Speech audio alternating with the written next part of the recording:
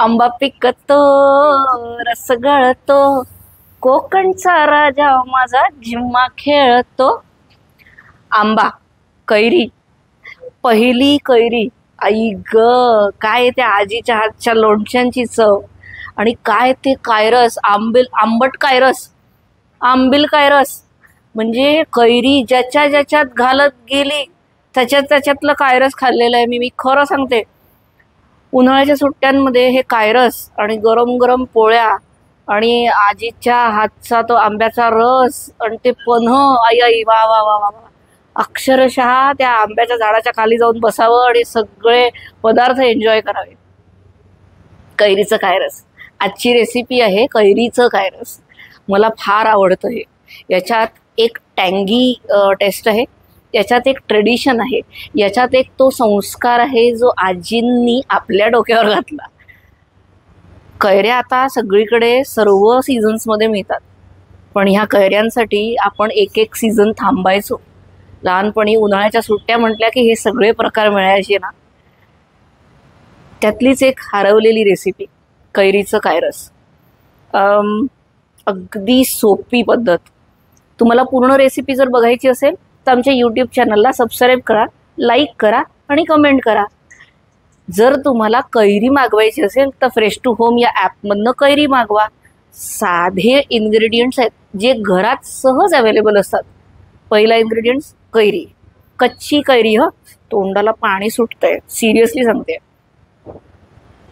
शेंगदाण्याचं कूट, भाजलेल्या शेंगदाण्याचं कूट, भरड काढल्यासारखं कूट काढायचं. शेंगदाणे छान भाजून घ्या, पण भरड काढल्याचं, पावडर करू नका.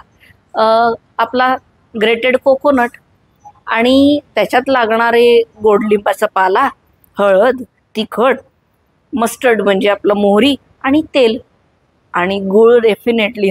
म्हणजे तो गोडवा पण देतो. आणि ह्या कैरीचा जर काही दुरुपयोग होणार असेल तुमच्या बॉडीवर तर ते गूळ त्या पूर्ण निगेटिव्ह एलिमेंटला व्हायोलेट करतं. सोपी पद्धत, सहजपणे खायला मिळणारी आणि अमेझिंग टेस्ट असणारी ही कैरीचं कायरस कोकणामध्ये बनतं. याचं हिस्टॉरिकल एक्झिस्टन्स विदर्भामध्ये खूप मोठ्या प्रमाणात आहे. आम्ही लोक कैरीचं कायरस प्रचंड स्पायसी खातो. याला कायरस म्हणण्यापेक्षा कैरीची भाजी, ॲब्सोल्युटली भाजी म्हटली जाते. सोलापूर साईडला शेंगदाण्याचं प्रमाण याच्यात जास्त असतं आणि कोकोनटचं प्रमाण कोकण साईडला जास्त असतं. आंबा अख्ख्या महाराष्ट्राचा आहे, रादर अख्ख्या आपल्या भारतीय संस्कृतीचा आहे. मला फार आनंद आहे की मी भारत देशात जन्माला आली आहे. इथे संस्कारांनी आणि अनेक कल्चरल ॲक्टिव्हिटीजनी आपलं लाईफ सजत जातं. स्टेप्स बघायच्या क्विकली. कैरी कापून घ्या, छान छोटे छोटे पीसेस करा, सहजरित्या बाजूला ठेवा. एकदा पाण्यातनं काढून घ्या, म्हणजे त्याच्यावर जर चुकून काही केमिकल बिमिकल असतील, फवारणी बिवारणी झाली असेल नसेल, ती पण निघून जाईल. सोलून घ्या कैरी, कारण सोललेली कैरी जास्त महत्त्वाची. अदरवाईज ते वरचं तर कडवट लागतं. आतली गुही काढून टाका. कैरी चिरली.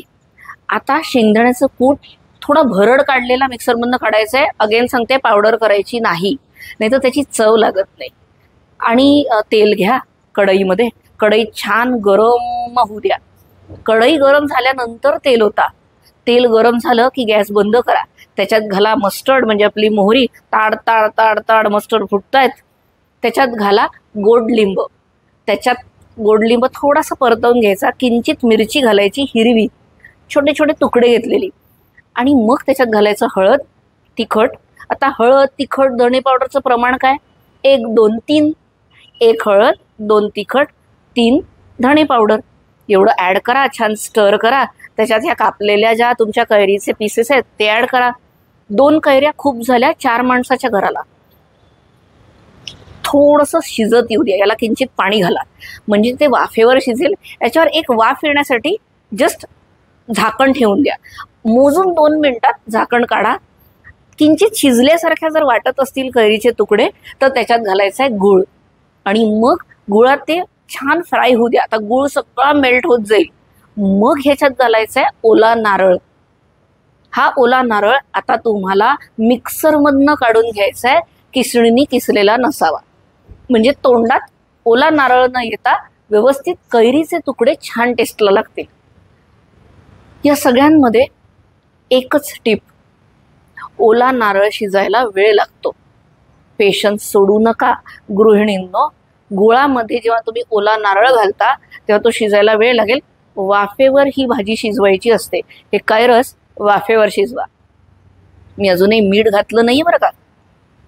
मीठ हा पदार्थ सर्व पदार्थांपेक्षा राजा आहे. हा त्या सर्व पदार्थांना एकत्र घेऊन येतो. ते अर्धे कच्चे असले तरी, ते कच्चे नसले तरी, त्या प्रत्येक पदार्थाची चव जर तुम्हाला उतरवायची असेल तर मीठ सगळ्यात शेवटी घालायचं असतं. कायम लक्षात ठेवा. एकदा वाफेवर नाही शिजलं, त्याच्यात मीठ घातलं आणि गॅस बंद करून टाकला. हा पूर्ण रेसिपी कमी गॅसवर करायची आहे.